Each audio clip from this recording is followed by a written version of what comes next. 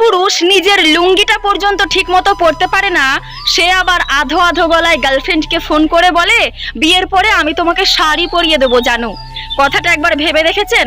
যে কিনা নিজের লুঙ্গিটা ঠিকমতো গিট মেরে পরতে পারে না, সে কিনা তার বউকে বিয়ের পরে শাড়ি পরিয়ে দেবে।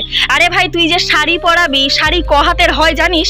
শাড়ির মাপ জানিস? তাই মেয়েদের উদ্দেশ্যে বলছি বোন, পুরুষ মানুষের এরকম মিষ্টি মিষ্টি কথায় ফাঁসবেন না।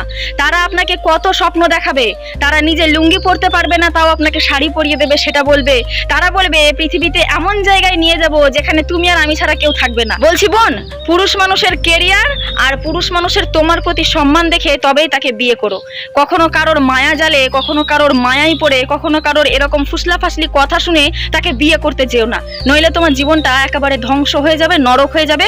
বিয়ের পরে যখন তুমি এগুলো তার কাছ থেকে পাবে না আশা করেও, তখন কিন্তু তোমার আশাটা নিরাশা হয়ে যাবে, তোমার ভালোবাসাটা তার প্রতি কমতে থাকবে। ছেলেদের মিষ্টি মিষ্টি কথায় ফেসে গিয়ে তুমি যদি তাকে বিয়ে করে ফেলেছো, তার মানে তোমার ডিভোর্স খুব কাছে চলে এসেছে।